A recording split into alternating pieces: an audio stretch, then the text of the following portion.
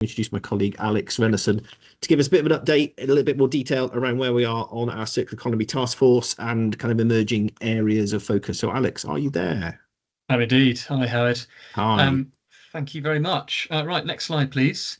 So what I wanted to do today was just offer, as I have the past couple of months, a quick update on where we've got to with all of our engagement. This is a non-exhaustive rundown of where we have been engaging with you over the prior months. You'll see that there's an enormous amount of activity that's been taking place. I think we've now reached well over 1,000 stakeholders via a mixture of one-to-one interviews, roundtables, visits, externally hosted roundtables, informal conversations, etc. We've been keeping the task force very, very busy over the previous months, and I think hopefully many of you have had the chance to have some time with them. Of course, if you haven't, you can still sign up, register your interest to speak with the task force, and there'll be a link, as usual, goes around in the newsletter after this meeting to allow you to do that.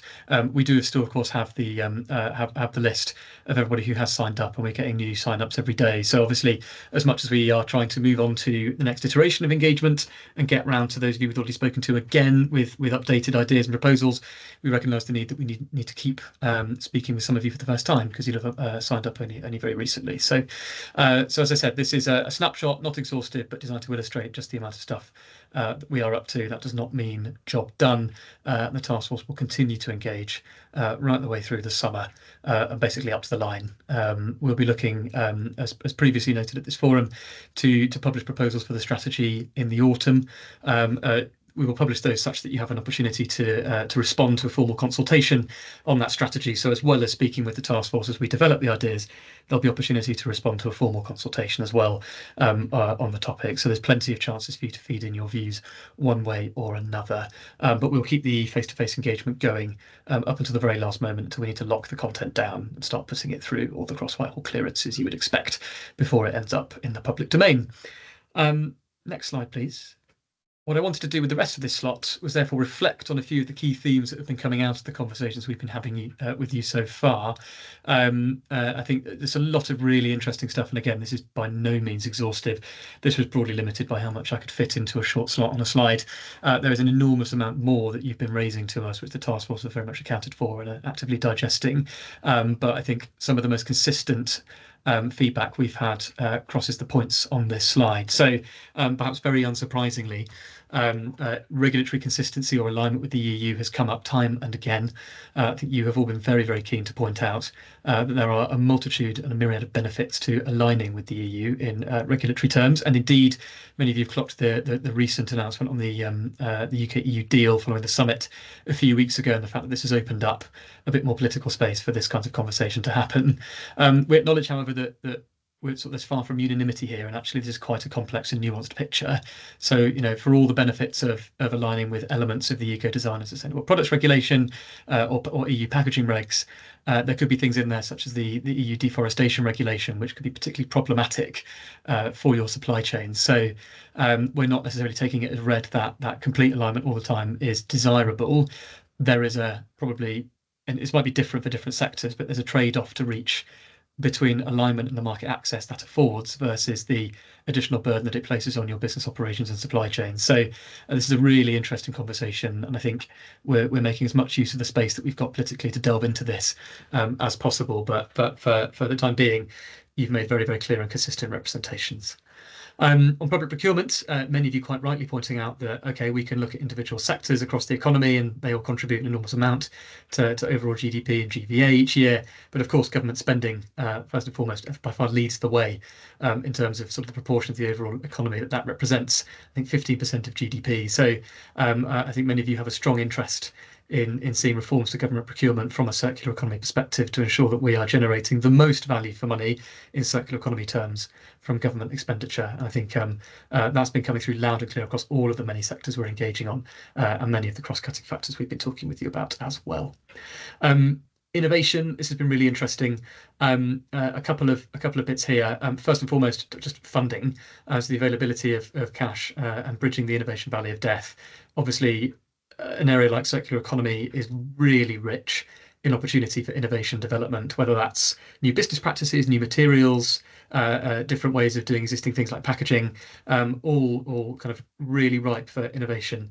But that needs money and consistent funding as public funding tails off, and you start to need private funding or uptake of that valley of death being the key gap to traverse. So you've made that very clear that we should be looking at that actively if we want to really drive forward circularity. And then similarly, once technologies are starting to pick up a degree of private funding, there still remains the issue of first mover disadvantage. So actually generating widespread adoption of new technologies at scale, it is perhaps difficult for some businesses to adopt those sorts of things first if there isn't a compulsion from government to do so. Otherwise, you are expending quite a bit of money at risk, essentially, and risk putting yourselves at a competitive disadvantage. So we're thinking about how or what role government can play in those sorts of situations to make a safer and more level playing field, if you like, to drive the kind of uptake that we need without allowing for that disadvantage to bake itself into those who move first. Regulatory reform, obviously, the circular economy agenda, especially the EU agenda, of course, is very regulation heavy. And regulation has a large part to play in any kind of circular economy transformation. But you've really emphasised the need to think about reforming existing regulations as much as thinking about new regs. And this is something that we're very cognizant of, noting that this is a government that's not particularly keen on applying a great deal extra burden on business, which regulation would invariably represent to a greater or lesser extent. So we need to be thinking about where we are smoothing the way for sort of existing desire to operate efficiently, to operate in a more circular manner. We need to be thinking about where existing regs are preventing that from happening, and there's the, if you like, the market will to do so, in as much as we're thinking about how we place further regulation on the way in which we do things in the economy. Mandatory textiles EPR, I think of all the individual policy levers that we've been thinking about, this is the one that's had by far the most consistent support right across the engagement that we've been doing. We've received an enormous amount of kind of lobbying in favour of this idea, and very strong representations and arguments in favour of ensuring that not only do we have a textiles EPR, but that it's mandatory to ensure that level playing field right across the pitch. So if anything, actually, I think it's notable that we are struggling to find dissenting voices on this one, and we are doing our due diligence on that point to ensure that we have covered all the bases, and that we're not taking it as read that support for mandatory textiles EPR is unanimous. But if you were to take the engagement that we've had to date, it looks very much like it almost is. And then finally, many of you quite rightly keen to point out that the government, particularly UK government, is behind the curve actually on circular economy, and that you as sectors of the economy, along with say, some of the devolved governments, have been working on this for quite some time, and therefore we shouldn't necessarily be thinking about reinventing the wheel where you've already done lots of good work and have been trying to get government to pick up that work for a few years already.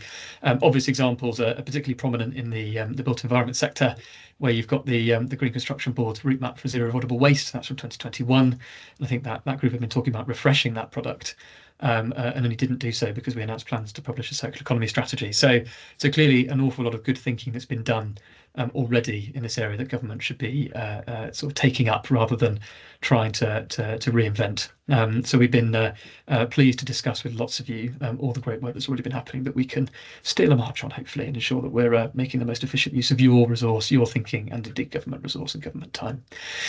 There's much more, as I said, than that we've been covering, but those are the real highlights that I wanted to play back to you. But as always, we're looking forward to getting stuck into much more engagement and discussing a much broader spread of things than this. And indeed, that's been a particular joy of this exercise so far. So look forward to speaking with many more of you soon, but hopefully that's a useful update. Thank you.